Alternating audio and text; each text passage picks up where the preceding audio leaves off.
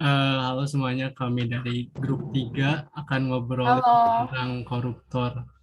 Ini topik presentasi kami, ada pengertian, terus dasar hukum, faktor penyebab, bentuk-bentuk korupsi, strategi pemberantasan, sama dampak. Oke. Ini sedikit tentang kami.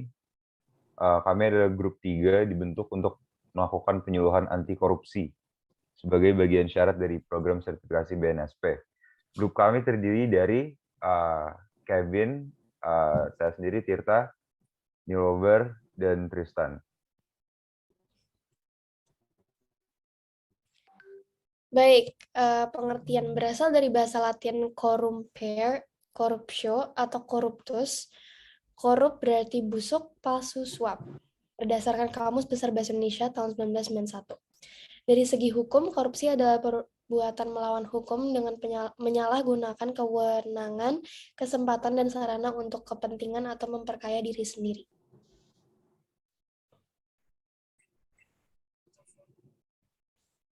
Dasar hukum, berikut dasar hukum buat korupsi. Pertama dari Undang-Undang Nomor 15 Tahun 2004 tentang tindak pidana pencucian uang. Yang kedua, Undang-Undang Nomor 30 Tahun 2002 tentang Komisi Pemberantasan Tindak Pidana Korupsi atau KPK.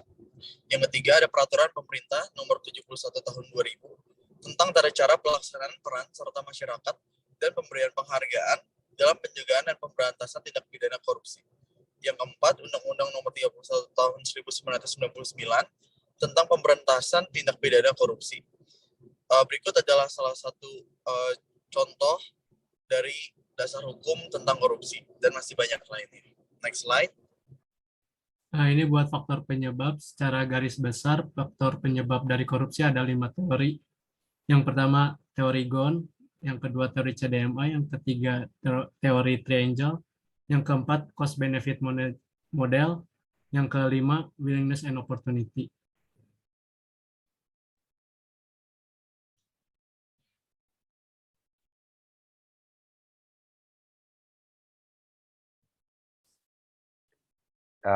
Ini faktor penyebab teori Ghosn. Menurut Jack Belloni, korupsi disebabkan karena adanya keserakahan. Dalam bahasa Inggrisnya adalah greed, kesempatan, opportunity, kebutuhan, needs, dan pengungkapan expose. Dengan adanya sikap serakah, seseorang atau suatu organisasi memiliki kesempatan untuk melakukan tindakan curang, untuk memperkaya diri sendiri dan merugikan orang lain. Hal ini didasari karena tiap individu memiliki kebutuhan, sehingga adanya pengungkapan yang berhubungan dengan tindak pidana korupsi. Selanjutnya adalah teori CDMA. Penyebab korupsi menurut Robert Klitgaard disingkat dengan istilah CDMA yaitu corruption, directionary, monopoly, dan accountability, sehingga dapat disimpulkan bahwa korupsi terjadi karena disebabkan oleh faktor kekuasaan dan monopoli yang disertai adanya akuntabilitas.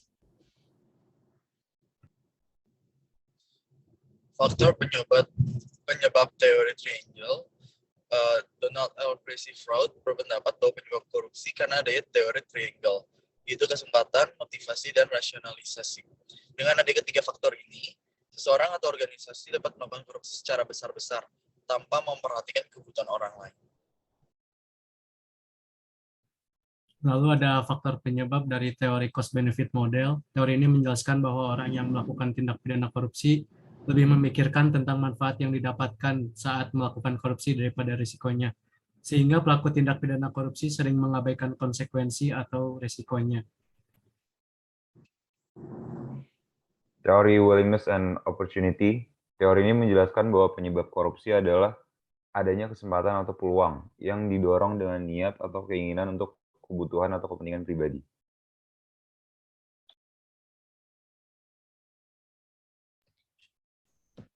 Ada 30 bentuk atau jenis tindak pidana korupsi yang dirumuskan dari 13 pasal dalam Undang-Undang Nomor 31 Tahun 1999.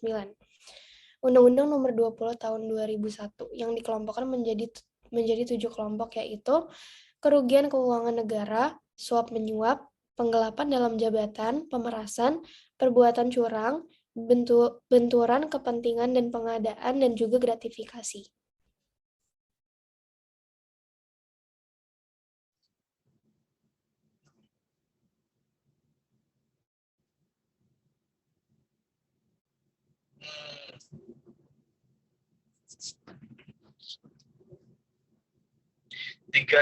Cara memberantas 3 strategi utama KPK.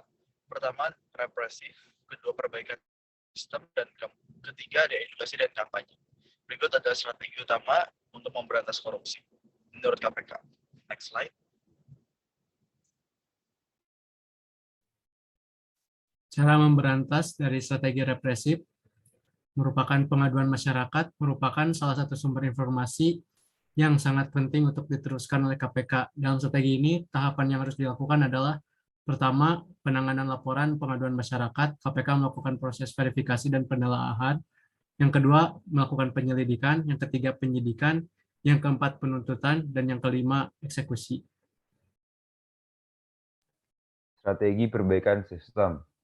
Banyak sistem yang diterapkan di Indonesia memberikan peluang tindak pidana korupsi. Sistem yang baik bisa meminimalisir terjadinya tindak pidana korupsi. Maka itu diperlukan perbaikan sistem. Misalnya, mendorong transparansi penyelenggaraan negara seperti yang dilakukan KPK, menerima pelaporan LHKPN. LHKPN itu adalah laporan harta kekayaan penyelenggaraan negara dan juga gratifikasi.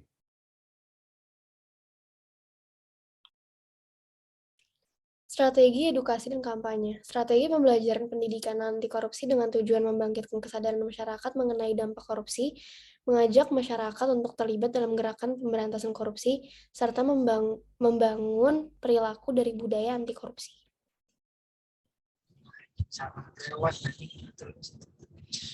Dampak korupsi. Berikut adalah 6 dampak korupsi kepada negara. Pertama, ekonomi, kedua, pemerintahan, hukum, politik, lingkungan, dan juga pertahanan dan keamanan. Berikut adalah dampak korupsi kepada negara. Slide. Dampak korupsi terhadap ekonomi negara, yang pertama penurunan produktivitas, yang kedua menurunnya pendapatan negara dari pajak, yang ketiga meningkatkan utang negara, yang keempat menurunnya pertumbuhan ekonomi dan investasi, yang kelima rendahnya kualitas barang dan jasa, yang keenam menambah beban dalam transaksi ekonomi, yang ketujuh ketimpangan pendapatan, dan yang kedelapan meningkatkan kemiskinan. Dampak korupsi terhadap pemerintahan negara. Pertama itu etika sosial yang mati, kedua birokrasi tidak efisien, dan hilangnya fungsi pemerintah.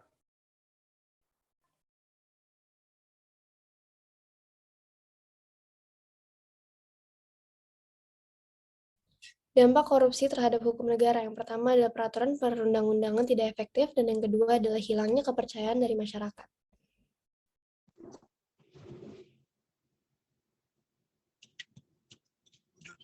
Dampak korupsi terhadap politik negara.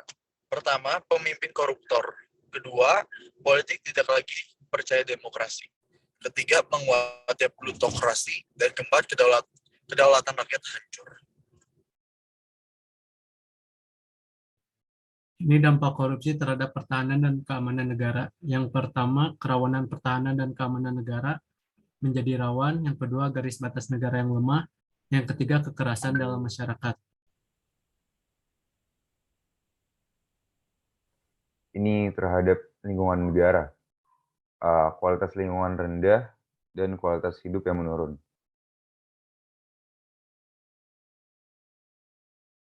Baik, sekian presentasi dari kita, dari Kevin, Delover, Tristan, dan Tirta mengenai korupsi, dan terima kasih.